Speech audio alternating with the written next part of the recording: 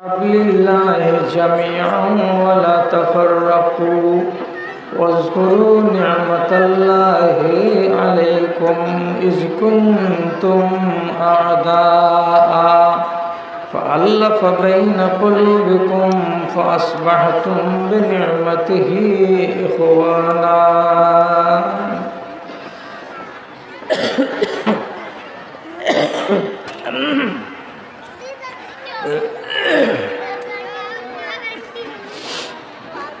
আমি তাদের শিষ্য হব গো, তারা হোক মোর ওস্তাদ। যারা মৃত্যুর কোলে ঝাঁপিয়া পড়িতে সদা হয়ে থাকে উন্মাদ।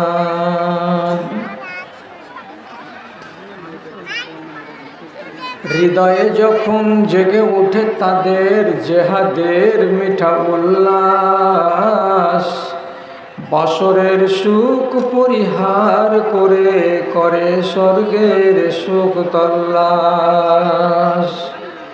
অব্যক্ত ব্যথার ঝড় বয়ে গেলেও মুখে আনে না কো ফরিয়াদ।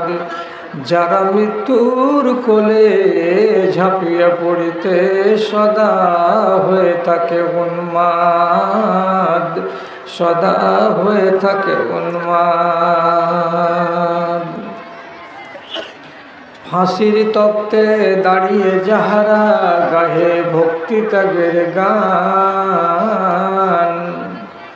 ফাঁসির তপ্তে দাঁড়িয়ে যাহারা গাহে ভক্তি ত্যাগের গান, হাত ছানি দিয়ে তাদের ডাকে জান্নাত, এসো তোমাদের করি সম্মান, এসো তোমাদের করি সম্মান।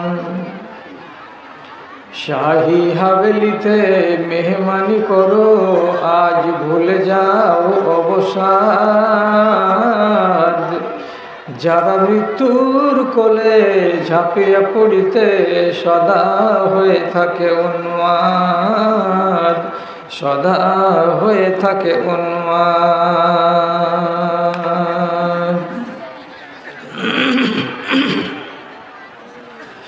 মাননীয় সভাপতি সাহেব, সমবেত এই এলাকার বিভিন্ন গ্রাম থেকে মাদ্রাসার এক গাদা ভালোবাসা বুকে নিয়ে ও ইমানি জজবাকে সাথে নিয়ে উপস্থিত এই মজলিসে বিভিন্ন শ্রেণীর ছোট ও বড়, ধনী গরিব, শিক্ষিত অশিক্ষিত আমার সকল ভাই ও বন্ধুগণ তথা মজলিসের এক পার্শ্বে আড়ালে বসে থাকা আমার স্নেহের মা ও বোনেরা, আল্লাহর শুকরিয়া আদায় করছি। বছরের এক মাথায়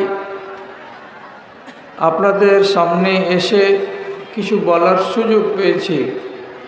আপনি আল্লাহ রাব্বুল আলামিনের শুকরিয়া আদায় করুন যে আপনার প্রাণপ্রিয় প্রতিষ্ঠানের ডাকে আপনি বছরের এক মাথায় এখানে এসেছেন, এসে খুব সুন্দরভাবে একটা জায়গায় ঠাঁই করে নিয়েছেন। কিছু শুনবেন বলে, কিছু জানবেন বলে এবং জেনে ও শুনে নিজেদের দুর্বল ঈমানকে একটু সবল করার চেষ্টা করবেন, তাকে মেজে ঘষে একটু চাকচিক্য করার একটা সুযোগ বা অবসর গ্রহণ করবেন। এই উদ্দেশ্যে আপনারা এসেছেন, আমরা এসেছি। অতএব আল্লাহ তাআলা আমাদের এইখানে আসাকে এবং কথাবার্তাগুলোকে শুনে তার প্রতি শ্রদ্ধাশীল হওয়ার তৌফিক দান করবেন, এটা আমাদের সকলেরই কামনা। তবে যে আল্লাহ এই সুযোগটুকু দান করেছেন সেই আল্লাহর একটুখানি শুকরগুজারি করি, মোহাব্বতের সাথে নিজের জায়গাতে বলুন আলহামদুলিল্লাহ। তারপরে তার আখেরি রাসূল, আখেরি পয়গম্বর রহমতুল্লিল আলমিন জানাবে মুহাম্মদুর রাসূলুল্লাহ সাল্লাল্লাহু আলাইহি ওয়াসাল্লামের উপর শত সহস্র দরুদ ও সালাম নাজিল হোক। আল্লাহুম্মা সাল্লি আলাইহি আল্লাহুম্মা বারিক আলাইহি। বিরাদারান ইসলাম, আমরা যতটি লোক এখানে আছি সবাই ইমানদার। ইমানের কোয়ালিটি কাউরি হাই কোয়ালিটি, কাউরি লো কোয়ালিটি। কাউকে আল্লাহ তাআলা একটু ভালো ইমান দান করেছেন, কাউকে আল্লাহ তাআলা হয়তো একটু দুর্বল ইমান দান করেছেন। তবে জেনে রাখুন, আমাদেরকে ঈমান এবং এই দিন কুড়াবার জন্য, জানবার জন্য, গ্রহণ করার জন্য কোথাও সফর করতে হয়নি। আমরা বাড়িতে বসে বসে দিন পেয়েছি। কেন? যে আমরা জন্মগ্রহণ করেছি মুসলমান মা বাপের ঔরসে। কাজে আমাদের কাছে যেটা দিন আছে সেটা হচ্ছে কি মিরাজ সূত্রে পাওয়া দিন। আর যখন সর্বপ্রথম ইসলাম দুনিয়াতে আবির্ভূত হয় তখন সেই দিনকে পাওয়ার জন্য, সেই দিনকে কাছে নেওয়ার জন্য, সেই দিনের প্রতি নিজের ভালোবাসাকে এবং আস্থাকে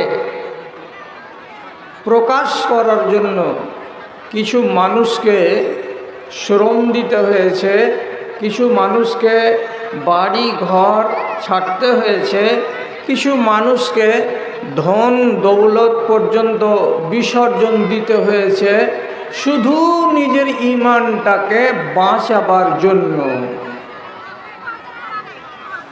যতক্ষণ পর্যন্ত এই কাজ না করেছেন ততক্ষণ পর্যন্ত ঈমানকে বাঁচানো যায়নি। আমরা আমাদের উত্তরসূরিদের কাছ থেকে তাদের রক্তের বিনিময়ে, তাদের ধন দৌলতের বিনিময়ে এবং তাদের গায়ের তাজা খুন এবং মাংসের বিনিময়ে আমরা আজকে দ্বীন ইসলামকে পেয়েছি সুস্থভাবে এবং সবলভাবে। ওদের এর প্রতি ছিল মায়া বেশি, আর আমাদের এর প্রতি আছে মায়া কম। কেন? যে পড়ে পাওয়া জিনিস। এক একজন সাহাবীকে এই দ্বীন ইসলামকে রক্ষা করার জন্য কতটুকু মেহনত করতে হয়েছে আর কতটুকু ত্যাগ দিতে হয়েছে, এগুলো যদি আমরা জানতে যাই তাহলে দীর্ঘ সময়ের দরকার। সংক্ষেপে আপনাকে বলছি, মক্কার মাটিতে 8 জন লোক সর্বপ্রথম আত্মপ্রকাশ করেন ঈমানদার হয়ে। একজন আবু বকর সিদ্দিক, একজন হযরতে উমর, একজন আব্দুল্লাহ বিন মাসউদ, একজন হলেন আম্মার, একজন হলেন ইয়াসির, আর একজন হলেন বেলাল, আর একজন হলেন সুমাইয়া, আর একজন হলেন সুহাইব রুমি। এই লোকটির ভেতরে আবু বকর সিদ্দিকের বংশ ছিল খুব শক্তিশালী, যার কারণে তার পিঠের উপরে লাঠি পড়েনি। আর হযরত উমর রাদিয়াল্লাহু তাআলা আনহু জাহিলিয়াতের যুগ থেকে ছিলেন অত্যন্ত সাহসী এবং বীর পুরুষ, যার কারণে ইসলাম গ্রহণ করার কারণে তাকে কাউরি লাঠি খেতে হয়নি। তার সামনে কেউ দাঁড়াতে পারেনি সাহস করে মারব বলে। বাকি যতটি লোক সবারই পিঠের উপরে লাঠি পড়েছে, চামড়া দিতে হয়েছে, তাজা রক্ত দিতে হয়েছে, তারপরে ইসলামকে টিকাতে পারা গেছে, তাছাড়া সম্ভব হয়নি। ওই ইসলাম আমাদের বাপ দাদারা নিজেদের রক্ত দিয়ে প্রতিষ্ঠিত করে গেছেন, আর আজ আমরা সেই দিন ইসলামকে বিক্রি করার খেলায় মেতে উঠেছি। কেমন করে দিন বিক্রি হয়? জি, তিনটা নাম শুনেন। একজন নাম হলো আম্মার, তার বাবার নাম হলো ইয়াসির, তার মায়ের নাম হলো সুমাইয়া। একই পরিবারের তিনটা সদস্য, অতি অসহায় এবং দুর্বল শ্রেণীর এরা লোক। ঈমান কবুল করলো তিনজন একসাথে, মা বাবা বেটা। তিনজনকে পিটলো মক্কার মুশরিকরা। যখন মাকে মারে তখন বাপকে বেঁধে রাখে আর বেটাকে বেঁধে রাখে। যখন বাপকে মারে তখন মাকে বেঁধে রাখে আর বেটাকে বেঁধে রাখে। যখন বেটাকে পিটে তখন মা আর বাবাকে বেঁধে রাখে। আর দেখিয়ে দেখিয়ে পিটে আর দেখিয়ে দেখিয়ে মারে। কেমন মজা লাগছে? ছাড় এই দিন,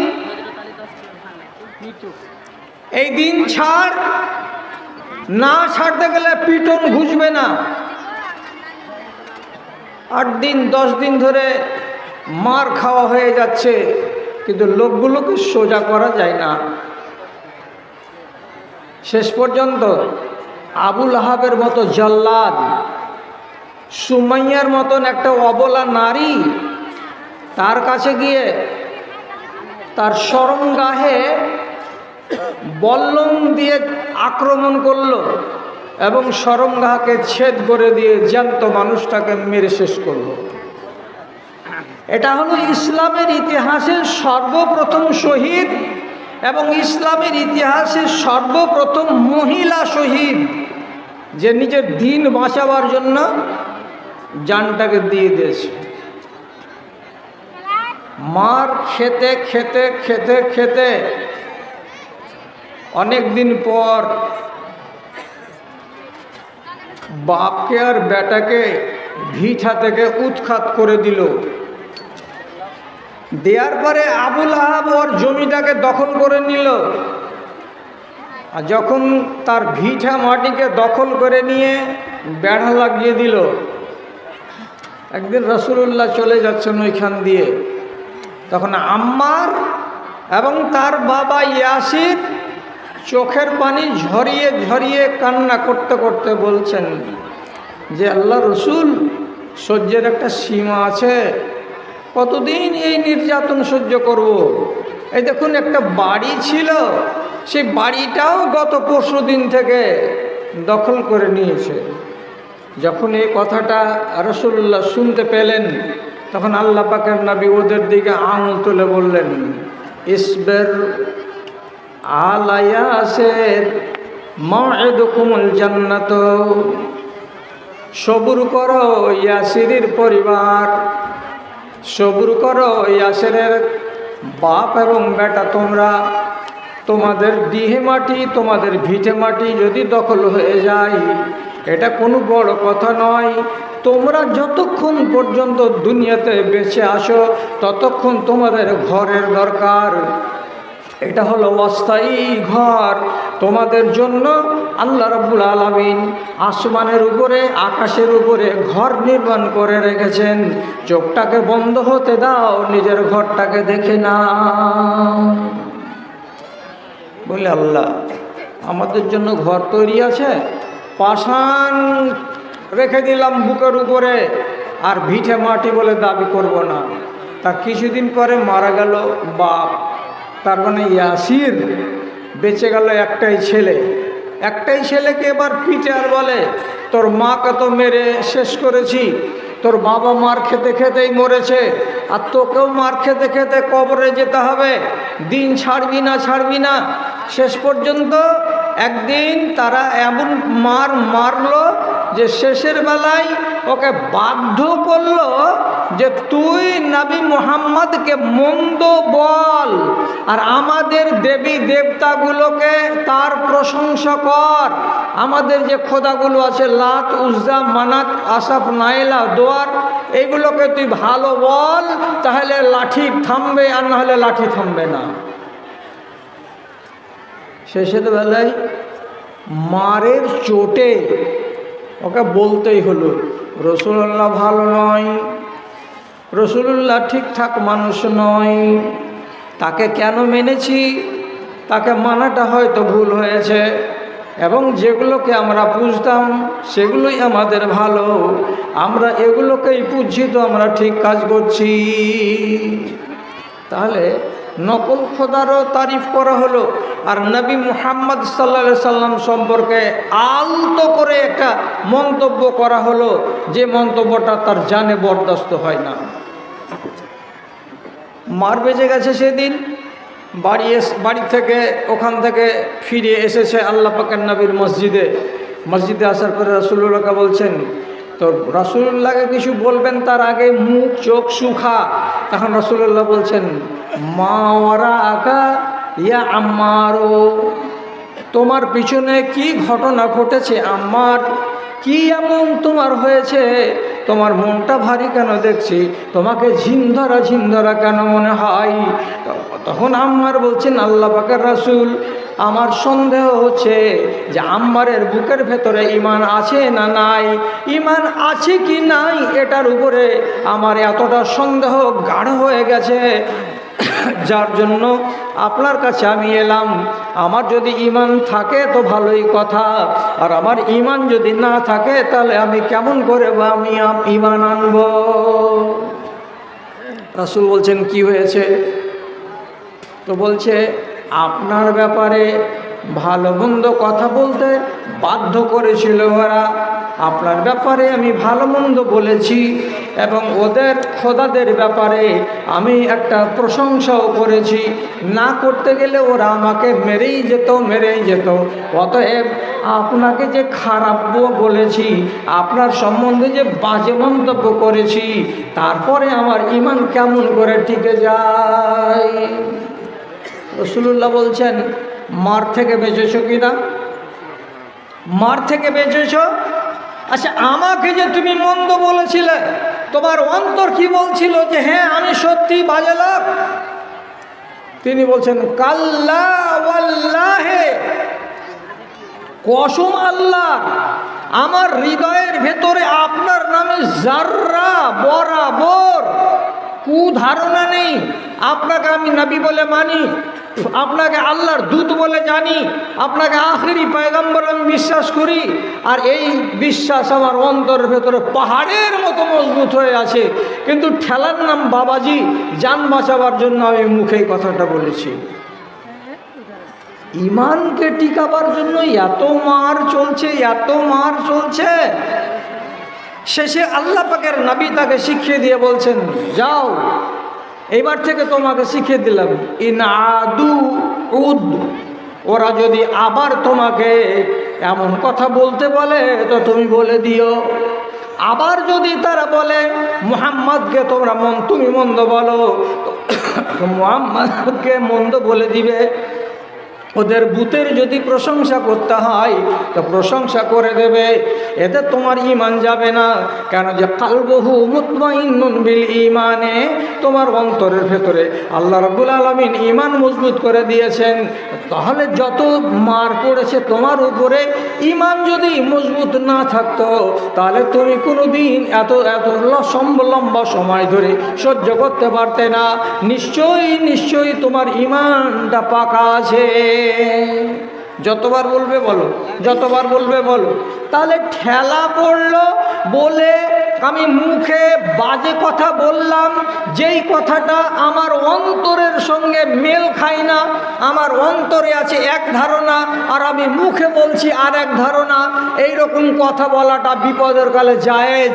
কেউ যদি আপনার সামনে পিস্তল ধরে আর গাড়িকে খাড়ো করে দেওয়ার পরে বলে আমাদের দুর্গা পূজাতে 100 টাকা চাঁদা দেবে, যদি চাঁদা না দিতে যান আর বেশি বড় ইমানদারি দেখাতে যান, তা আপনার কাঁচের উপরে একটা ডান্ডার বাড়ি দেবে, দেয়া 5000 টাকা দামের কাঁচটাকে ভেঙে দিবে, দিয়ে বলবে যা রে শালা এবার চলে যা।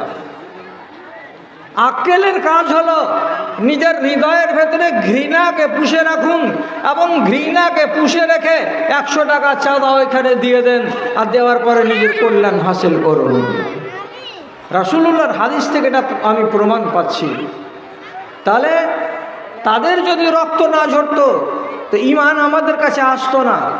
আমাদের আসলাফ গায়ে রক্ত দিয়েছেন, ধন দিয়েছেন, দৌলত দিয়েছেন, তাহলে আমরা ঈমানকে পেয়েছি। সোহাইব রুমি একজন লোক মার খেয়েছে, অত্যাচারিত হয়েছে মক্কার মাটিতে। যেদিন 8 বছরের ছেলে তার বাড়ি থেকে একদল ডাকাত তাকে ছিনতাই করে নিয়ে চলে যায় রোম দেশে। আরবের ছেলে, ভাষা আরবি, দীর্ঘদিন যাবৎ রোম দেশে থাকার কারণে আরবি গেল ভুলে আর রোমের ভাষা শিখে নিল। নেয়ার পর সাবালক হয়ে বড় হয়ে মক্কার একজন লোক আব্দুল্লাহ বিন জাদআন তাকে মার্কেট থেকে কিনে নিয়ে চলে আসলো যে এটা আমার গোলাম। গোলামকে যখন নিয়ে এলো কিনে মক্কার মাটিতে, তখন আব্দুল্লাহ বিন জাদআন দেখলেন এই ছেলেটা বড় প্রতিভাধারী, এই ছেলেটা বড় জ্ঞানী, এর ভেতরে বিদ্যা বুদ্ধি ভালো আছে। কিছুদিন পরে তাকে আজাদ করে দিলেন আব্দুল্লাহ বিন জাদআন। এইবার এই লোকটা মক্কার মাটিতে ঈমান আনলো, আর ঈমান আনার পরে মার খেতে হলো। ব্যবসা বাণিজ্য করে কিছু টাকা পয়সা হয়েছিল। যখন দেখলো এদের নির্যাতন সহ্য করা যাবে না, তখন তিনি হিজরত করে চলে যাচ্ছিলেন মক্কার বাইরে। তাকে দেখা মাত্রই কুরাইশের কিছু লোক রাস্তাকে আলগে দিয়ে বলছে, এই তুই তো ছিলি ঠ্যাঁটা, এখানে এসে ধন করলি, তুই তো ছিলি গোলাম, এখানে এসে তো মাল উপার্জন করলি, আর আবার সবগুলো মালকে গচ্ছিত করে রেখে দিয়ে তুমি যাচ্ছ পালিয়ে মদিনা, ওইখানে ওই নবীর সাথে গিয়ে তার বাহুবলকে বৃদ্ধি করবে বলে তোমার মতো মানুষটাকে আমরা 1 পা এগুতে দেব না। তেড়ে চলে আসছে, ধর একে, যেতে দিতে হবে না। মদিনা গেলেই মুহাম্মদ সাল্লাল্লাহু আলাইহি সাল্লামের বাহুবল বেড়ে যাবে, যেতে দিতে হবে না, আটকাও। যখন চলে আসছে 4 থেকে 5 জন লোক, তার পিঠের দিকে একটা চৌঙার ভেতরে 12খানা তীর ছিল। 1খানা তীরকে ধনুকে টানলো, লাগালো, লাগাবার পরে বলছে, এ মক্কার লোক, তোমরা সবাই জানো আমি কেমন তীর চালাতে জানি। আমাকে আল্লাহ রাব্বুল আলামিন এত তীর চালাতে সক্ষম এবং যোগ্যতা দিয়েছেন যে সাঁওতালের তীর ফেল হতে পারে, কিন্তু আমার তীর ফেল হবে না। এই যে 12খানা তীর আছে, আমি 12টা মানুষের জান নিব, তারপরে কোনো কথা আছে আমার জান যাবে যাবে। এগিয়ে এসো, 1 পা যদি আগাও আমি তীর ছেড়ে দেব। আর তোমরা সবাই জানো সোহাইব রুমির তীর কেমন চলে। ডরে কম্পমান হয়ে দাঁড়িয়ে আছে, বলছে তীর চালিয়ে যদি না পারি তোমাকে ঢেল চালিয়ে মারবো, আরও লোকজন এসে ঘেরবো, আর ঘেরার পরে তোমাকে মক্কাতে আমরা আটকাবই। শেষে সোহাইব রুমি বলছে এই কথাটা, আচ্ছা তোমরা আমার রাস্তাটাকে ছেড়ে দেবে, কি করলে ছেড়ে দেবে? তোমরা আমার মালগুলোকে দেখছো তো, আমি যদি মালকে ছেড়ে দেই তাহলে তোমরা আমার রাস্তা আটকাবে কি? বলছে না, আটকাবো না। কোথায় আছে মাল? অমুকের বাড়িতে আছে, অমুকের জিম্মে দেওয়া আছে, অমুক জায়গাতে রাখা আছে। এ মালগুলোকে আমি তোমাদেরকে দিয়ে দিলাম আল্লাহর রাস্তায়। আমি খালি হাত চলে যাচ্ছি 12খানা তীর নিয়ে। আমার যদি আল্লাহ রাব্বুল আলামিন হাতে বল দেন, আমার মগজে যদি বুদ্ধি দেন, তাহলে আমি যেমন ব্যবসা করে মক্কার মাটিতে নিজেকে আমি কামিয়াব বানিয়েছিলাম, আবার মদিনার মাটিতে আমি নিজেকে কামিয়াব বানিয়ে নিতে পারবো। আমার এত মূল্যবান সম্পত্তি আমি তোমাদের কাছে চাইছি না, যাও তোমরা সব সম্পত্তি আমার নিয়ে নাও। সম্পত্তিকে দান করে দিয়ে ফেলে দিয়ে শুধু দিনকে তলাশ করার জন্য আর দিনের উপরে কায়েম থাকবেন বলে মক্কার জমিনকে ছেড়ে মদিনা চলে যাচ্ছেন। এরা দিনকে খুঁজে বেরিয়েছে, দিনকে খুঁজে বেরিয়েছে। কোথায় গেলে দিন বাঁচবে, কোথায় গেলে দিনটাকে টিকাতে পারবো, কোথায় গেলে দিনটাকে সম্পূর্ণরূপে আঁকড়ে ধরে থাকতে পারবো। এরা দিনের দিওয়ানা। আর এরা আমাদের বাপদাদা, ওদের আমরা আওলাদ, আমরা পড়ে পাওয়া দিন পেয়েছি, আমাদের মায়া মমতা দিনের প্রতি অত্যন্ত কম। খুব সহজে আমাদের ইমানকে লুটে নেওয়া যায়। বন্ধুরা, বেয়াদবি মাপ। সালমান ফার্সি, এর বাড়ি কোথায়? তো ইরান দেশের খোরাসান শহরে। সালমান ফার্সি এটা হলো ইরানের লোক। এর বাবারা হলো অগ্নি পূজক, সবাই আগুনের পূজা করে। এরা বছরের পর বছর ধরে, এরা শৌ বছর ধরে এরা মুশরিক, এরা বেদিন। এদের বাপ, এদের দাদা, এদের গোষ্ঠী, এদের 14 বংশ সব মুশরিক, সব মুশরিক। একদিন সালমান রাদিয়াল্লাহু তাআলা আনহু 14 বছর বয়সের টাটকা তরুণ ছেলে, বাপ ওকে নিযুক্ত করেছিল। ওদের বাড়িতে ছিল একটা আগুনের আস্তানা, যেই আগুনটা 24 ঘন্টা জ্বলবে। কোনো 1 মিনিটের জন্য যদি নিভে যায়, তাহলে ওর আকীদা হলো কি, আমার উপরে আমার খোদা নারাজ, আগুন নিভালো কেন? আগুনকে ওরা মাবুদ বলে মানত।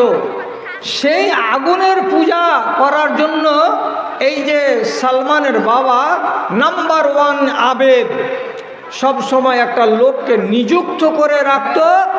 এই ওদের ধারণা মূলে যে এটা পবিত্র কাজ, এই পবিত্র কাজে যে থাকবে তার পুণ্য হবে অনেক। বেটা 14 বছর বয়সের বেটাকে নিযুক্ত করে রেখেছে আগুন জোগানোর জন্য। যখন যখন লকড়ি লাগবে তখন তখন লকড়ি দেবে, যখন যখন আগুন নিভাতে যাবে তখন তখন তাদের কয়লা ডালবে, যাতে করে আগুন নিভে না যায়।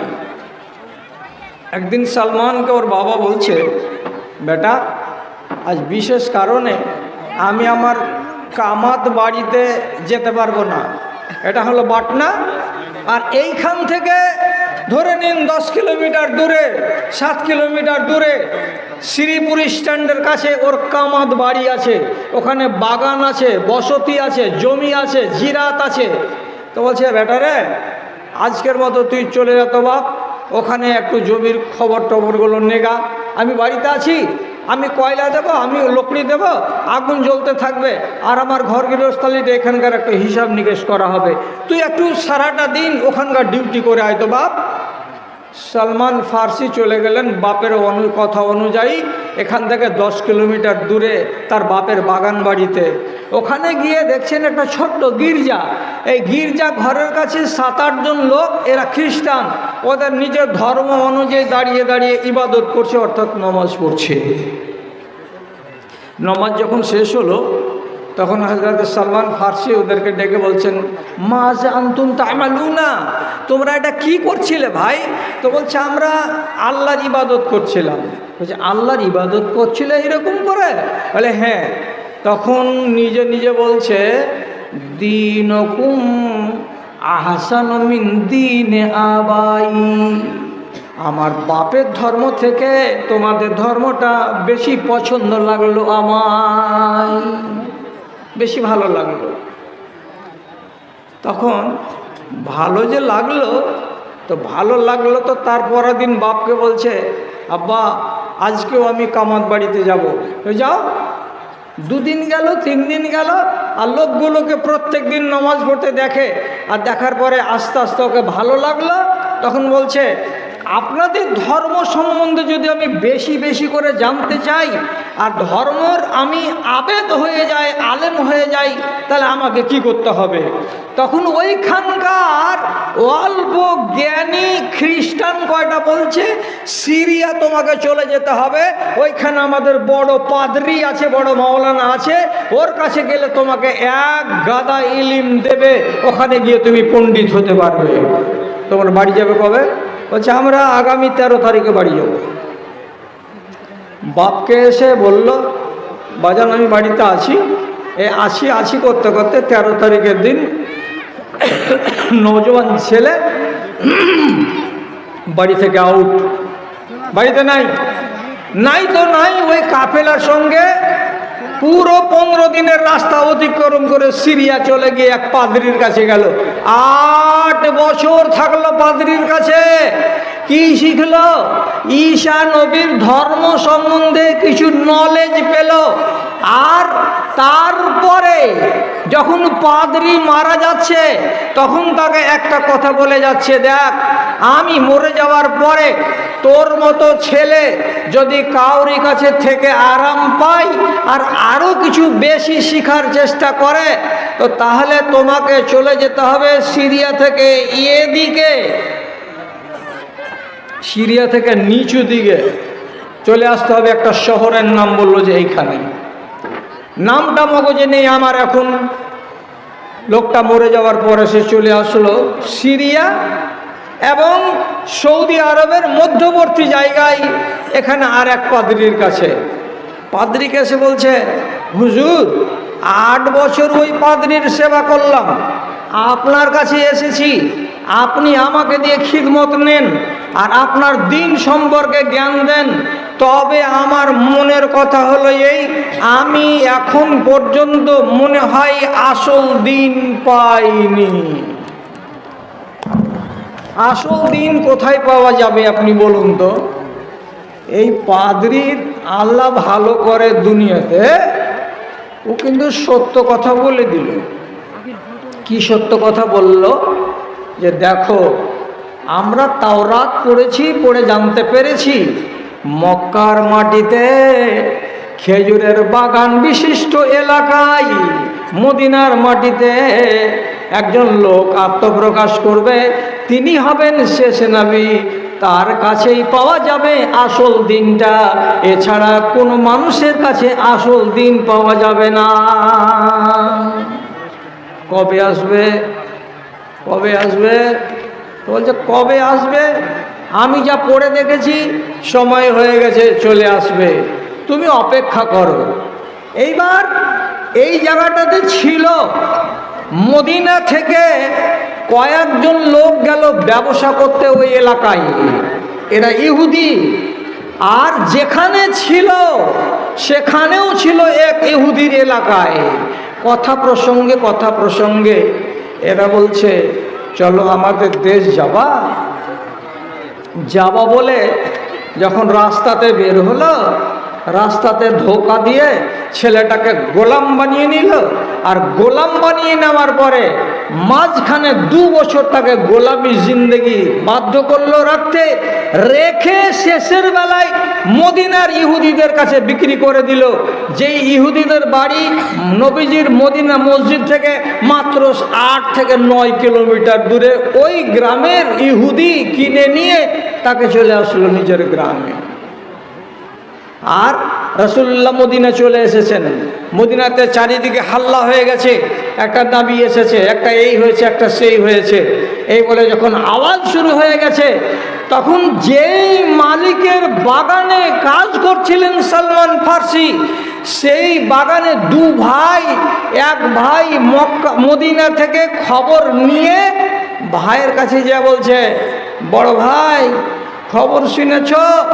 আমাদের আলেমেরা যে গল্প করত না যে একটা শেষ নবী আসবে এই দেশে, নবীটা কিন্তু চলে এসেছে।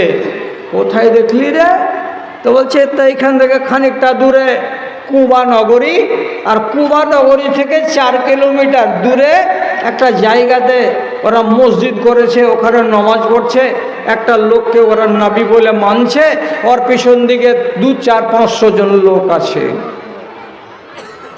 খেজুরের গাছে চড়ে চড়ে পাতা কাটছে, গাছ পরিষ্কার করছে, আর ছোট ভাই বড় ভাইকে গল্প শোনাচ্ছে। তখন গাছের উপর থেকে দেখি সালমান ফার্সি বলছে, এটা জায়গাটার নাম কি বললেন কাকা? তখন আসল মালিক বলছে, মারব গালে একটা চড়। কে তোকে ওগুলো শুনতে বলেছে? চুপচাপ কাজ কর, কেন ওগুলাতে কান লাগাতে যাচ্ছিস? মালিকের ভয়ে আর কিছু কথা জানতে পারলো না। কিন্তু যেদিন ওই গোলামি জীবন থেকে বিক্রি হয়ে এই জায়গাতে চলে আসে, সেই দিন ওকে ওই পাদ্রী বলে দিয়েছিল একটা কথা, যেই নবীটা আসবে যার দিন আসল দিন, যেই দিনকে খুঁজে বেড়াচ্ছ তুমি, সেই দিনের নবীর তিনটা পরিচয় তোমাকে বলে দিচ্ছি। এক, জীবনে সাদকা খাবে না। দুই, যদি দান দাও, হাদিয়া দাও, তোহফা দাও তো খাবে। তিন, ওর পিঠের উপরে কবুতরের আন্ডার সমান একটা মাংস বড় হয়ে আছে পিঠের উপরে, এই জায়গাটাতে কাপড় উঠাতে গেলে দেখতে পাওয়া যাবে। যদি এই তিনটা জিনিস দেখতে পাও তাহলে জানতে পারবে এটাই শেষ নবী আর এর কাছে আসল দিন আছে। এইবার গাছ থেকে নামলো, আর নামার পরে মালিকের ভাইকে যে কানে কানে বলছে, এখান থেকে কুবা মসজিদ কত দূরে কাকা? তো বলছে এখান থেকে কুবা মসজিদ 7 কিলোমিটার। আর ওখান থেকে যেই জায়গাতে নবী বলে লোকটা আছে একবার দেখবো এক নজর, ওটা কত দূর হবে? তো বললো ওটা 4 কিলোমিটার। মালিককে ফাঁকি দিয়ে দ্বিতীয় দিন ওই বাগানেরই 1 কিলো 1 টোনা খেজুর পেড়ে নিয়ে সালমান ফার্সির মতো টকবগে যুবক হাঁটতে হাঁটতে চলে আসছেন নবীজির মদিনার মসজিদে। রসুল মাঝখানে বসে আছেন, চারিদিকে সাহাবায়ে কেরাম এসে খেজুরটিকে আঁচল থেকে বের করে রাসূলুল্লাহর সামনে দিচ্ছেন, দিয়া বলছেন, হাযিহি সাদাকাতুন লাকা ইয়া রাসূলুল্লাহ, হে আল্লাহ পাকের রাসূল, এটি আপনাকে সাদকা হিসাবে দিলাম, এইটি নেন, আর নেওয়ার পর আপনি খান আর আপনার সাথীদেরকে খাওয়ান, এরা খেলে মনে সুখ পাবে, শান্তি পাবে। রাসূল করিম সাল্লাল্লাহু আলাইহি সাল্লাম যখন কানে শুনতে পেলাম এটা হলো সাদাকা, তখন তার চোখের সামনে খেজুর কয়টাকে আসহাবে সুফাতে গরিব গরিব যত সাহাবী ছিলেন সবটির উপরে তিনি দুটা চারটা করে ভাগ করে দিলেন। তাজা তাজা খেজুর, বড় বড় নামকরা মদিনার খেজুর, একটা খেজুর চিড়ে বিচিটাকে বের করে মুখে দিলেন না, অথচ খেজুরগুলো দেখতে গেলে মনটা লালিয়ে যায়। তখনই লোকটা বলছে, ওরে আল্লাহ, আমি যে 3টা গুণের কথা শুনেছিলাম একটা গুণ আজকে পাওয়া গেল। লোকটাকে সাদকা বললাম, তার জন্য একটাও খেজুর মুখে দিল না, সবটি খেজুর সাথীদের ভেতরে বিতরণ করে দিল। কালকে আবার আসবো, দেখা যাক। তো কালকে আবার আসবো, তো আবার 1 টোনা নিয়ে আসবো, আবার 1 টোনা আনলো পরের দিন। আর মদিনার খেজুরের নাম সারা দুনিয়াতে আছে, তাজা তাজা বড় বড় খেজুর নিয়ে এসেছে। আর নিয়ে আসার পরে রাসূলুল্লাহর কাছে এনে দিয়েই বলছে, হাযিহি হাদিয়াতুন লাকা ইয়া রাসূলুল্লাহ, হে আল্লাহ পাকের রাসূল, এই খেজুরটি আপনাকে দিলাম হাদিয়া, এটা আপনাকে তোহফা দিলাম, এটা আপনি খান এবং আপনার সাথীদেরকে খাওয়ান। রাসূল করিম সাল্লাল্লাহু আলাইহি সাল্লাম তার কথা শুনে মুচকি হেসে খেজুরগুলোকে 2টা-4টা সাথীদেরকে দিলেন এবং ওর ভেতর থেকে একটা খেজুরকে ফাড়লেন, বিচিটাকে বের করলেন, করার পরে বিসমিল্লাহ বলে মুখে দিলেন, চিবিয়ে খেলেন, দিয়ে বললেন, কার বাগানের খেজুর গো, এত সুন্দর তার টেস্ট লাগে। সালমান ফার্সি কি বলবে, ভাষা তো এখনো নাই, কেন যে এখনো তার দিলের ভেতরে ঈমান আসেনি, আর ঈমানি ভাষা সে জানে না। খুশির জ্বালাতে নবীজির দিকে তাকাচ্ছে আর মুচকি মুচকি হাসছে আর মনে মনে বলছে, আল্লাহর কসম, যেই পাদ্রী আমাকে 3টা লক্ষণ বলেছিল তার ভেতরে 2টা লক্ষণ আমার মিলে গেছে। রাসূলুল্লাহ সাদকা খান না, কালকে দেখে নিয়েছি। রাসূলুল্লাহ হাদিয়া কবুল করেন, আজকে দেখে নিলাম। আর একটা জিনিস দেখব, আর দেখার পরে আমার বিশ্বাস সম্পূর্ণ হয়ে যাবে। এটার জন্য চান্স লাগাতে হবে, কেন যে এটা সে পিঠে, গেঞ্জির তলায়, কাপড়ের তলায়। 2 দিন পরে এসেছে, সেদিন জানাজা উঠেছে একটা। তো জানাজার জন্য রাসূলুল্লাহ সাল্লাল্লাহু আলাইহি সাল্লাম বাকিতে আছেন, লোকেরা দাফন করাকরি করছে, রাসূল এক জায়গাতে দাঁড়িয়ে আছেন, আর একা টকটকি লাগা আছে। একবার আগে একবার পিছনে যাচ্ছে। রসুল বলছেন, কে গো, ওই লোকটাই তুমি না যে কালকে এসেছিলে? বলছে, জি আল্লাহ রসুল, ওই লোকটাই আমি। ওই লোকটাই তুমি যে পরশু দিন এসেছিলে? হ্যাঁ হ্যাঁ আল্লাহ পাকের রসুল, আমি ওই লোকটাই, আমি পরশু এসেছিলাম। তো বলছে, তুমি যে আগে পিছে এরকম যে টুকি ভুলকি মারছো, উঁকি মেরে বেড়াচ্ছ, ব্যাপারটা কি? তো রসুল বুঝে নিয়েছে যে লোকটা কি দেখে বেড়াচ্ছে।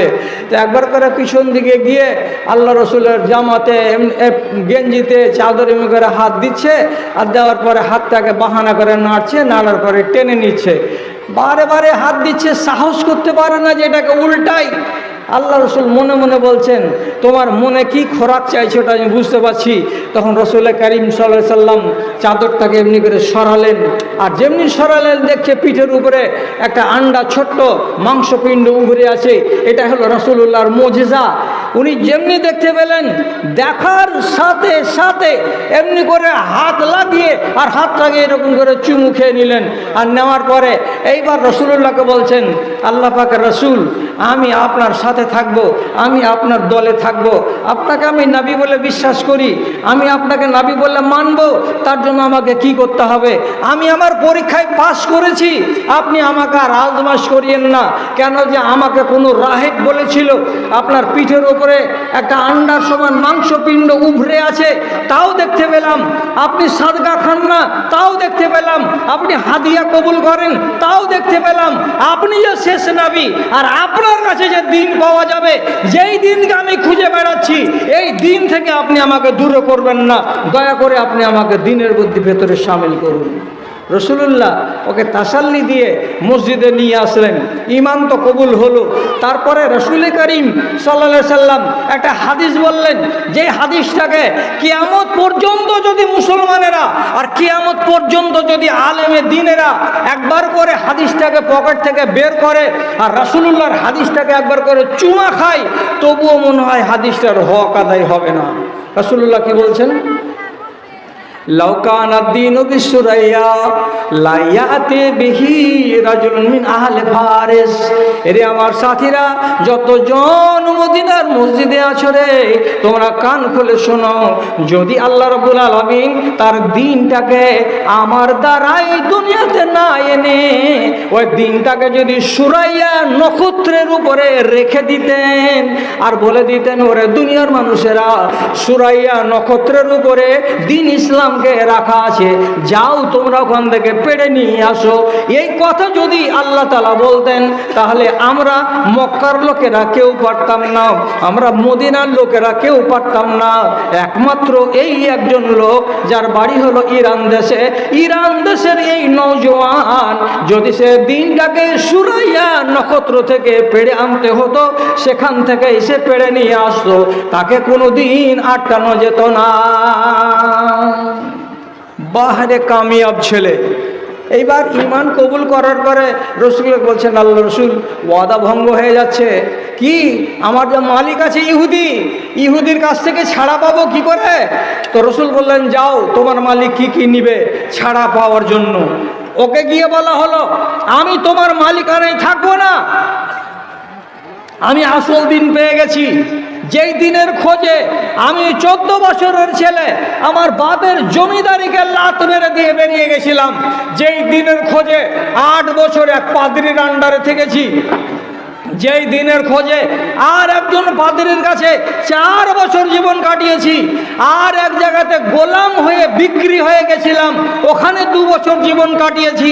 তারপরে ঘটনা চক্রে মদিনায় এসে আমি আসল দিনকে পেয়েছি। আমি তোমার বাড়ি চাকর হয়ে থাকবো না, আমাকে তুমি স্বাধীন করে দিতে কি কিনিবা বলো? ইহুদি বলছে 300টা খেজুরের চারা লাগবে, 300টা খেজুরের চারা লাগবে।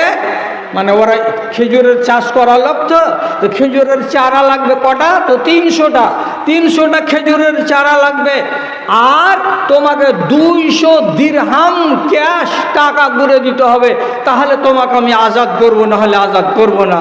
বিকেলবেলায় ফিরে এসে রাসূলুল্লাহকে বলছেন, আল্লাহ পাকের রাসূল, 300টা চারা নিবে খেজুরের আর 200টা দিরহাম নিবে, তাহলে সে ছাড়বে, না হলে ছাড়বে না। রাসূলুল্লাহ মদিনার মসজিদে নামাজ পড়ার পরে সাহাবীদেরকে বলছেন, সাহাবীরা তোমাদের বাড়ির পিছনে যার যার চারা আছে, যারা যারা এই কলম করে রেখেছো, খেজুরের চারা বানিয়ে বানিয়ে রেখেছো, কেউ যদি 10টা পারো তো 10টা আনো, কেউ যদি 20টা পারো তো 20টা আনো, যে জটা করে পারবে এখানে এনে হাজির করে দাও। কেন? যে সালমান ফার্সির মালিক 300টা খেজুরের চারা না হতে গেলে ছেলেটাকে আজাদ করবে না। যেমনি রাসূলুল্লাহ কথা বললেন, সঙ্গে সঙ্গে চারিদিক থেকে মদিনার এই গলি আর ওই গলি আর ওই বাগান আর ওই বাগান থেকে 300টা খেজুরের চারা চলে এলো। সব কটে গিয়ে রাসূলুল্লাহ লোকজনকে দিয়ে ইহুদের বাড়ি পৌঁছে দিলেন। 200 দিরহাম তাকে দিয়ে দেওয়া হলো। তারপরে ইহুদি বললে, যা তোকে খালাস করে দিলাম, যা।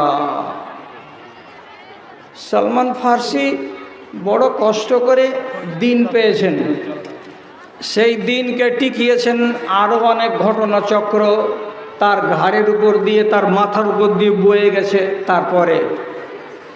এরপরে আস্তে আস্তে যখন দিন মজবুত হলো, তখন এই দিনকে লুটার জন্য আবার নতুন করে চক্রান্ত শুরু হলো।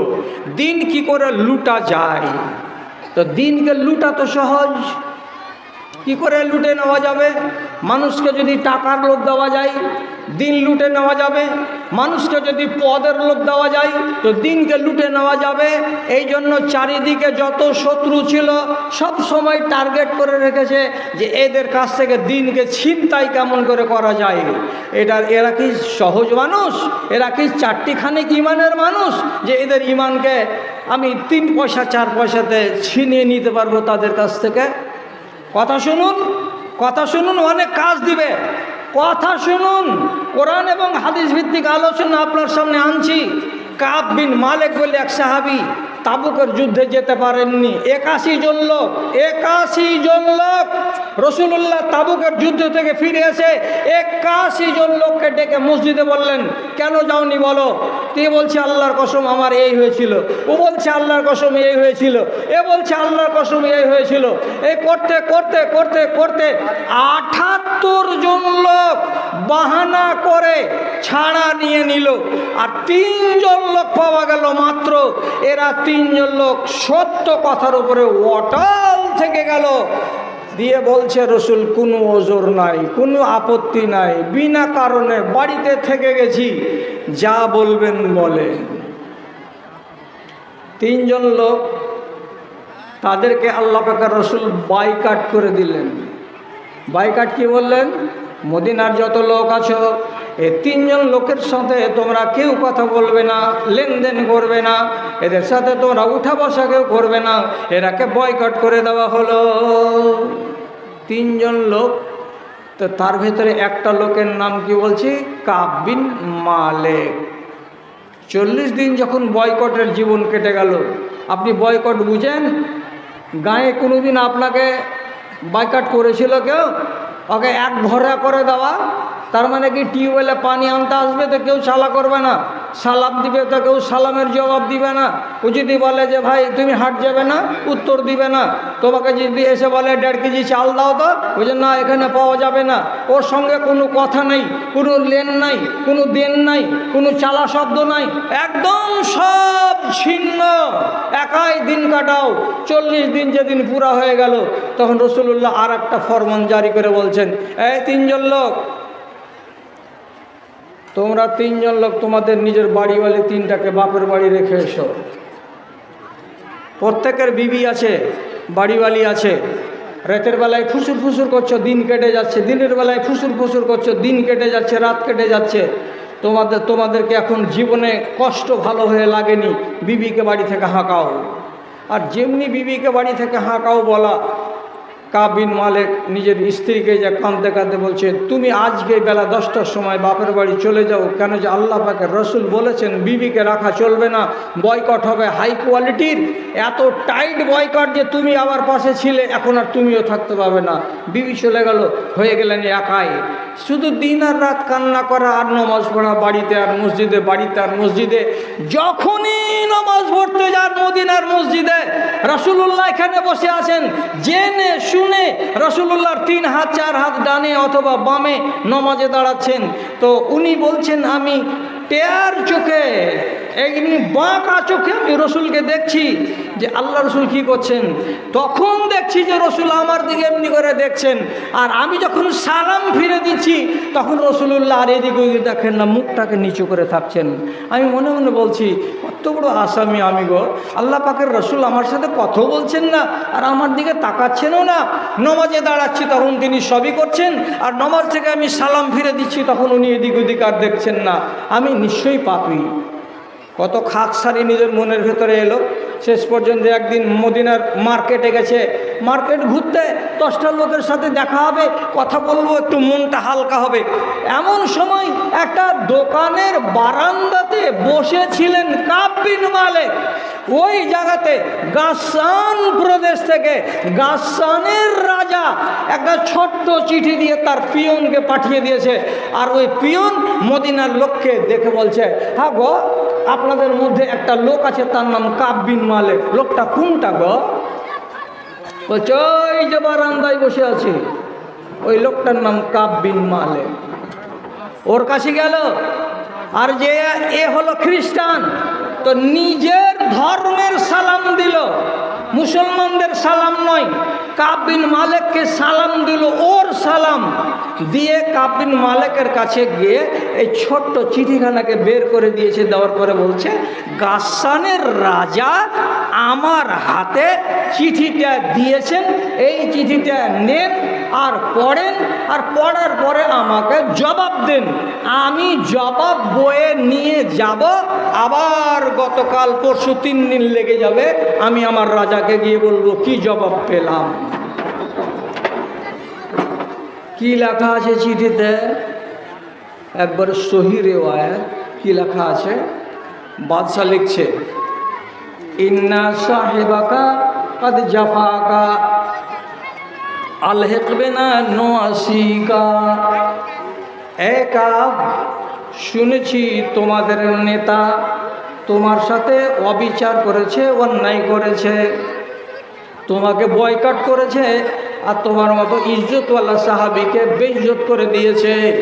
আমি গাসসানের রাজা বলছি, তুমি তোমার তলপি তলপা নিয়ে এখানে চলে আসো গাসসানের মাটিতে। আমার রাজ দরবারে তুমি যদি আসো, তো তোমার মতো এই নেক লোকটাকে আমি একটা বিশাল বড় পদ দেব, বিশাল বড় একটা মিনিস্টারি দেব। তুমি আমার কাছে থাকবে। আমার রাজ্যটা হলো খ্রিস্টানের রাজ্য, আমি হলাম খ্রিস্টানদের রাজা, আর তুমি আমার অধীনে কাজ করবে একটা খ্রিস্টানের মিনিস্টার হয়ে, খ্রিস্টানের একটা মন্ত্রী হয়ে তুমি আমার দরবারে থাকবে। তোমার শান হবে আলাদা, তোমার মর্যাদা হবে আলাদা, তোমার সম্মান হবে আলাদা।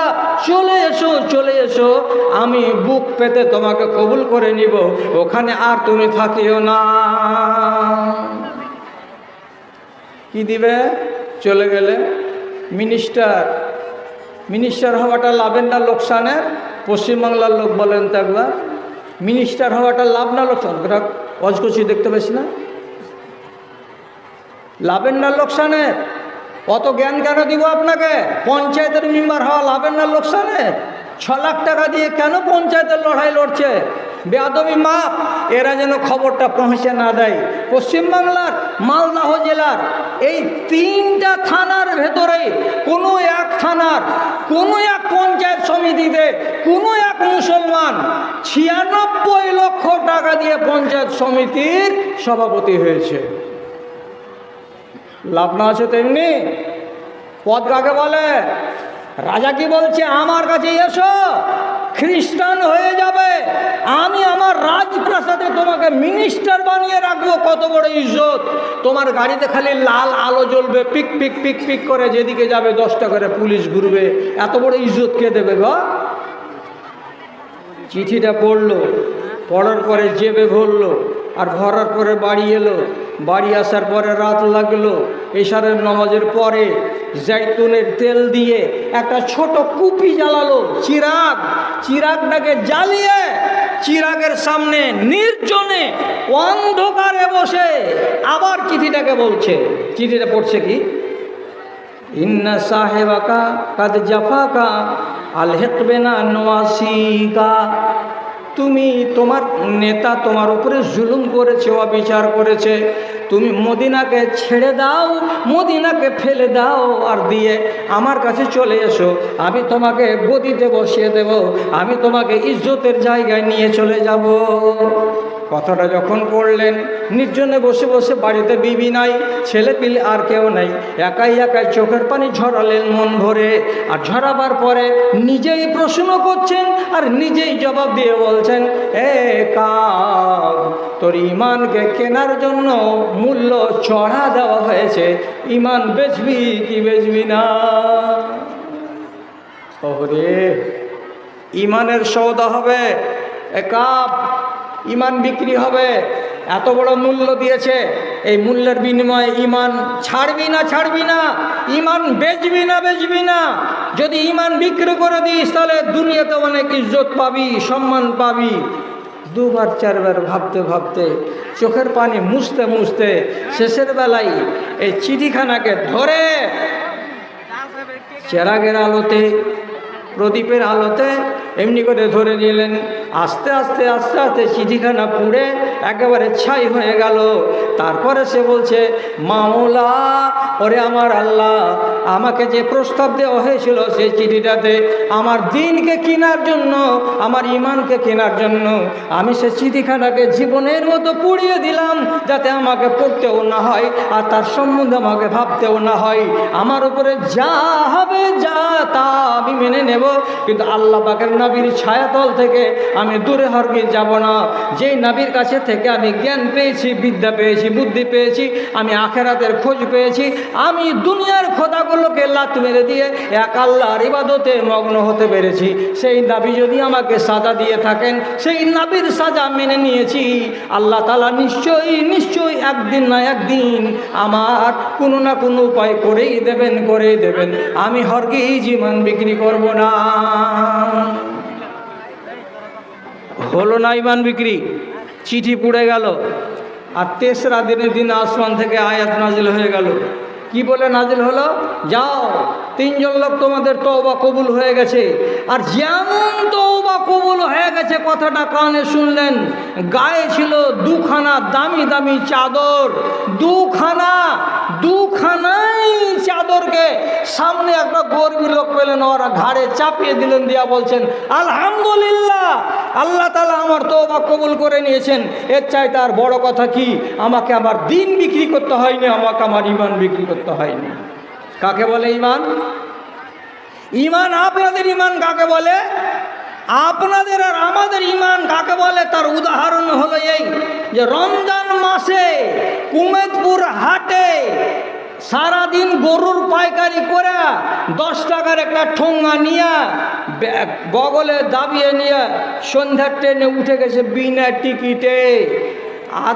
15 মিনিট পরে যখন গাড়িটা হরিশ্চন্দ্রপুর পার হয়েছে, তখন টিটি এসে বলছে, টিকিটখানা দেখাও। টিকিটটা একটু পরে বলবো, যে ওয়াজ করছি, যে এই বাটনাতে আছি। আচ্ছা বলছি, একটু পরে কথা বলছি। ইন্না লিল্লাহি ওয়া ইন্না ইলাইহি রাজিউন, ইন্না লিল্লাহি ওয়া ইন্না ইলাইহি রাজিউন। তো টিটি বাবু বলছে, টিকিট দেখাও। তো বলছে, টিটি বাবু, দৌড়াতে দৌড়াতে এসে ট্রেন ধরেছি, টিকিট কাটতে পাইনি। আধ ঘন্টা আগে থেকে বসে আছে প্ল্যাটফর্মে, 20 টাকা দিয়ে টিকিটটা কাটবে না। তখন বলছি যে, টিটি বাবু, টিকিট কাটার টাইম পাইনি, দৌড়াতে দৌড়াতে এসেছি। তখন টিটি ধমক দেবো যে, ধর, তোমাদের চরিত্রটাই হয়ে গেছে বিনা টিকিটে সফর করা। চট করে মুড়ির ঠোঙা বাহির করে দিয়ে বলছে, রোজা মুখে পৌঁছি। টিটি তখন হা করে তাকে বলছে, রে সুবহানাল্লাহ, তুই ইমানদারের বেটা, ইমানদার। এর কথা যদি না মানবো তো কার কথা মানবো? ঠিকই তো রোজা মুখে আছে, মুড়িতে মুখ লাগাই না। দাও, টাকাটা দাও, ভাড়াটা দাও। তখন 10 টাকা দিছে, দিতে হবে 20 টাকা। টিটি বলছে, 20 টাকা দেন রে বাবা। তখন এই টাকাটাকে মুড়িয়ে হাতে রেখে দিয়ে বলছে, এটা রাখেন, কিছু আপনারও হোক, কিছু আমারও হোক। আত্মী আপনার হলো, আত্মী আমারও হলো। আপনার ইমান কচুর পথে। ইমান কাকে বলে? বাংলাদেশের একজন লোক একটা মাইক্রোফোন হাতে করে একটা বুড়া বাবজি রাস্তা দিয়ে চলে যাচ্ছে, ওর কাছে যা বলছে, চাচা আসসালামু আলাইকুম। তো বুড়া থুরথুরে বুড়া বলছে, ওয়ালাইকুম সালাম। 1000 টাকার একটা নোট বাড়িয়ে দিয়ে বলছেন, এই নোটটা আপনার, আমি দাবি রাখছি না, আপনাকে দিয়ে দিব বিনা পয়সাতে, আপনি নিয়ে নেন। কিন্তু একটা কাজ, কি কাজ? 100 মিলিগ্রামের একটা পেপসি আছে, পানীয় পান করতে হবে। তো বলছে এই পেপসিটা নেন, ঠিপিটা খুলেন, আর খোলার পরে আমার সামনে এটাকে গট গট গট গট করে পান করে নেন। 1000 টাকার নোটটা নিয়ে নেন, আপনি চলে যান, আবার কোনো দাবি নাই। বুড়া বলছে, তোর 14 গোষ্ঠী আসতে গেলেও এই পেপসি খাবো না, আমি রোজাতে আছি, রমজান মাস। তুই 1000 টাকা দিয়ে আমার ইমান কিনতে এসেছিস? তোর মতন চামারগুলো 50,000 টাকা দিতে গেলেও আমি রোজা ছাড়বো না। কেন? যেটা আল্লাহর বিধান, আর আল্লাহর বিধানের উপরে কায়েম আছি বলে এত বয়স আমার হয়ে গেল, আর তুই আমার ইমান লুটতে এসেছিস। ইমান কাকে বলে? এক কাজী সাহেবের দরবারে ঝগড়া লেগে গেছে মিয়া আর বিবিতে, তালাক হতে বসেছে। তো তালাক হওয়ার কালে স্ত্রী বলছে যে আমার যে মোহরটা হয়েছিল 5000 টাকাটা দিয়ে দাও। তখন সৌহার বলছে, স্বামী বলছে, 5000 কেন হবে? 4000 তো মোহর হয়েছিল। 5000 বলছে কেন? কাজী সাহেব বলছে, এই তোমার স্ত্রী বলছে 5000, তুমি বলছো 4000, তো কথাটা কার আমি মানব? সাক্ষীটা কি আছে? তো বলছে, হ্যাঁ সাক্ষী আছে। তো সাক্ষীকে ডাকো। সাক্ষীকে ডেকে আনা হলো। যেদিন বিয়ে হয় সেই দিন এই মহিলা ছিল কম বয়সী, নাবালিকা, ওর মুখটা খোলা ছিল। সাক্ষী দেখেছিল যে এইটা এই লোকটার বউ। এবার 5 বছর পরে যে তালাক হচ্ছে, তো সাক্ষীকে বলা হচ্ছে, এই বলো তো মুজিবুর রহমান, আমার বিয়েতে তুমি তো সাক্ষী ছিলা, তো আমার মোহর কতটি হয়েছিল? 4000 হয়েছিল না 5000 হয়েছিল? তখন বলছে, তোমার বিয়ে হয়েছিল কতদিন আগে গো? এই এতদিন আগে। ও, তো অনেক দিন আগেকার কথা, 6-7 বছর হয়ে গেল। এটা তোমার বিবি কি তোমার বিবি নয়? এরকে নিয়ে ঝগড়া, আর এর বিয়েতে আমি ছিলাম কি ছিলাম না, এটা আমি কেমন করে সাক্ষী দেব? তোমার স্ত্রী যদি হয় তো তোমার স্ত্রীকে বলো মুখের কাপড়টাকে খুলবে, আমি ওকে চিনব, চিনার পরে আমি বক্তব্য দিব যে হ্যাঁ 4000 হয়েছিল না 5000 হয়েছিল। কাজী সাহেব বলছে, বাবারে তোমার চেহারাটা দেখাও। কাকে? সাক্ষীকে। তোমাকে দেখবে, চিনবে, তারপরে ও রায় দিবে যে হ্যাঁ এইটার বিয়েতে আমি সাক্ষী ছিলাম কি ছিলাম না। মায়া লোকটা নিজের নোজ পিসটাকে নাড়াচাড়া করছে, সাইজ করছে, মানে এমনি করে চাড়বে। এমন সময়তে পুরুষ দৌড়ে গিয়ে, এখনো তো তালাক হয়নি, দৌড়ে গিয়ে স্ত্রীর এমনি করে নোজ পিসটাকে চেপে ধরে নিয়ে বলছে, খবরদার, মুখ খুলতে হবে না, মুখ খুলবে না তুমি। মুখ খুলে তুমি তোমার নিজের সম্মানকে নষ্ট করবা, তুমি তোমার পর্দাকে নষ্ট করবা, তুমি একটা সাক্ষীর জন্য এই এই আল্লাহ তাআলার আইনকে উল্লঙ্ঘন করবা, তুমি গুনাহগার হয়ে যাবা। অতএব আমি বলছি তোমাকে মুখ খুলতে হবে না। তুমি দাবি করছো 5000, তো হ্যাঁ আমি 5000-ই দিয়ে দিলাম, মুখ খোলা চলবে না, তোমার মুখ রাখো, মুখকে ঢেকে রাখো। আর যেমন 5000 স্বীকার করে নেওয়া। বিবি তখন বলছে কাজী সাহেবকে, আল্লাহর কসম আমার স্বামীর 4000-ই মোহর ছিল। কত দুজনই সত্যবাদী। একে বলা হয় কাকে? একে বলা হয় কি? দিন। আমি উদাহরণ দিতে গিয়ে বললাম, আপনারা খোঁজ নেবেন তলে তলে, আমাকে নাম নিতে বাধ্য করবেন না। নাম নিলে হতে পারে যে সেই লোকটার মানহানি করা হবে। আমাদের এই 3-4টা অঞ্চলের ভেতরে একজন আলেমে দিন ছিলেন। আলেমে দিন বলতে জাদরেল আলেমে দিন ছিলেন মাওলানা সালাফি সাহেব, মাওলানা মুসলিম রহমানি সাহেব, মাওলানা আব্দুল সত্তার রহমানি সাহেব। এদের সাথে এক জায়গাতে বসে সলা পরামর্শ, মিটিং, লেখালেখি ফতোয়া ফারাইজ করতেন।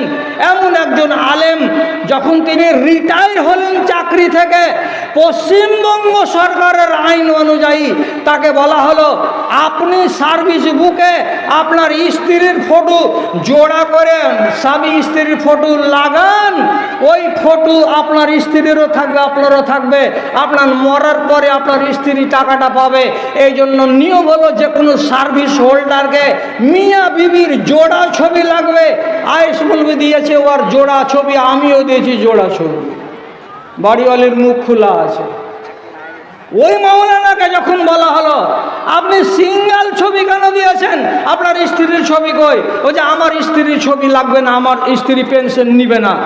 সরকার থেকে বলা হলো যতক্ষণ পর্যন্ত আপনি জোড়া ছবি না বসাবেন ততক্ষণ পর্যন্ত আপনার পেনশন হবে না। উনি সাফ কথায় মালদা টাউনে বলে চলে এলেন, আমার পেনশনের দরকার নাই, তোদের মতো মুশরিককে আমি আমার বাড়িওয়ালির চেহারা দেখাবো না। বিনা পেনশনে কবরে চলে গেছেন, আল্লাহ তাআলা উনাকে জান্নাতের অধিবাসী বানিয়েছেন ইনশাআল্লাহ। ঠিক আছে, দোয়া করে দিচ্ছে। আচ্ছা, তাহলে এটার নাম কি? এটার নাম দিন, এটার নাম ঈমান। আমি কচুর ভাতের পানি নই যে কেউ কিছু বলতে গেলেই আমি মেনে নিব আর 5,000, 10,000, 20,000 টাকাতে আমার ঈমানকে আমি বিক্রি করে দেব। আব্দুর রহমান বিন আবু বকরের বেটা একদিন মদিনার মসজিদে আসেন। মারওয়ান একজন নেতা জুমার মসজিদে খুতবা দিতে গিয়ে মুয়াবিয়ার বেটা ইয়াজিদের প্রশংসা করছে। আপনারা এগুলো ঝামেলা বুঝতে হয়তো পারবেন না। মুয়াবিয়া রাদিয়াল্লাহু তাআলা আনহু একটা সাহাবী, আর তিনি নিজের বেটাকে উত্তরসূরি অর্থাৎ রাজার ছেলে রাজা হবে এটা ঘোষণা করে দিয়েছিলেন। তো মুয়াবিয়ার বেটা ইয়াজিদ সে হবে রাজা, এই জন্য ফিল্ড তৈরি করা হচ্ছিল। তো মদিনার মসজিদে ভাষণ দিচ্ছে কে? তো মারওয়ান। কি বলে ভাষণ দিচ্ছে? ইয়াজিদ বড্ড ভালো ছেলে, ইয়াজিদ বড় নেককার ছেলে, বড় বুদ্ধিমান ছেলে। মুয়াবিয়া রাদিয়াল্লাহু তাআলা আনহুর পরে ইয়াজিদকে যদি রাজা বানানো হয় দেশের মঙ্গল হবে, দেশের কল্যাণ হবে, কোনো মাত্র কিঞ্চিত পরিমাণে অকল্যাণ হবে না। এইরকম করে করে করে করে ইয়াজিদের সুনাম করছে। অথচ সংক্ষেপে জেনে রাখেন, বেশি কথা নয়, ইয়াজিদ এত সুনামের পাত্র নয়, এত সুনামের পাত্র নয়, এমন ছেলে নয়। যখন এইরকম ছেলের প্রশংসা চলছিল তো কাঁচা মসজিদ চাটাইয়ের তলে ছিল বালু, এক মুঠ বালু নিয়ে এসে মারওয়ানের মুখে এরকম করে দিল চালিয়ে বালু। খুতবা দিতে দিতে মুলবি সাহেবের মুখে বালু ছিটে পড়লো, জামাতে লাগলো, পকেটে ঢুকলো। তারপরে খানিক বাদ দেখছে এটা কে ছিটালো, তো এটা ছিটালো আব্দুর রহমান, আবু বকরের বেটা আব্দুর রহমান। রাগ সামলাতে না পেরে শেষ পর্যন্ত ওকে ধমকি দিল, আর ধমকি দিয়ে মারতে চাইলো। তখন হযরত আব্দুর রহমান জান বাঁচাতে পালিয়ে নিজের ফুফুর বাড়ি আয়েশার বাড়িতে গিয়ে লুকিয়ে গেল। আর কাউরি সাহস নাই যে নবীর স্ত্রী উম্মুল মুমিনিনের বাড়িতে গিয়ে কেউ ধাওয়া দিতে পারে, হামলা করতে পারে। হযরত আয়েশা বললেন, চুপচাপ বস এখানে, কোন মায়ের লাল আমার বাড়িতে আসছে আমি তাকে দেখে নিচ্ছি। কেউ সাহস করে হযরত আয়েশার বাড়িতে ঢুকতে পারল না। এইবার খবর চলে গেল সিরিয়াতে। কার কাছে? তো মুয়াবিয়ার কাছে। কি বলে? যে মদিনার লোকেদেরকে ভাঙিয়ে দিচ্ছে। কে? তো আব্দুর রহমান। ইয়াজিদকে খলিফা মানবে না মুয়াবিয়ার এই মদিনার লোকেরা। এর জন্য আমি যত ফিল্ড প্রশস্ত করছি, আব্দুর রহমান তার ভাষণ দিয়ে মানুষকে গুমরাহ করে দিচ্ছে, মানুষকে বিপথে পরিচালিত করছে। তখন হযরত মুয়াবিয়া করলেন কি, সিরিয়া থেকে 1,20,000 চাঁদির টাকা, যাকে বলে দিরহাম, 1,20,000 চাঁদির টাকা দিয়ে পাঠালেন আর দিয়ে বললেন আব্দুর রহমানকে দিয়ে দাও গা, ওর বাড়িতে কোনো যদি অভাব থাকে অসুবিধা থাকে তাহলে এটা নিয়ে এসে তার অভাব দূর করবে। আমি হলাম খলিফাতুল মুসলিমিন, আমার ভান্ডারে বাইতুল মালে কোটি কোটি দিনার কোটি কোটি টাকা আছে, আমি যাকে উপযুক্ত মনে করব তাকে দিতে পারবো। আমার ইচ্ছা হলো আব্দুর রহমান এটা আবু বকরের বেটা, একজন সম্মানী সাহাবী, তাকে যদি আমি দিই এটা দোষের হবে না। এই বলে ছল চতুরি করে 1,20,000 চাঁদির টাকা দিয়ে পাঠালো আব্দুর রহমান বিন আবু বকরের নামে। বাড়ি এসে যখন পৌঁছিল তখন আব্দুর রহমান এই পিয়নকে ডেকে বলছে, লা আবিও দীনি বেদুনিয়ায়া, আমি আমার দিনকে দুনিয়ার বদলে বিক্রি করব না। দুনিয়া কিনবো টাকা দিয়ে আর দিনটাকে আমি নষ্ট করে দেব, এ টাকার বিনিময়ে তা হবে না। তার মানে কি, তোমরা চেয়েছো কি রাজার পরে রাজা, আবার সে ছেলেটা যোগ্য নয়, ছেলেটা ভালো নয়, এমন ছেলেকে আমি খলিফা বলে মেনে নেব? তাহলে একটা ফাসেককে একটা ফাজেরকে যদি আমি খলিফা বলে মানি, আল্লাহ তাআলা আমাকে জিজ্ঞেস করবেন তোমার দিন কি এটা বলছিল যে সারাটা দেশের মালিক কি হবে, তা একটা ফাসেক হবে?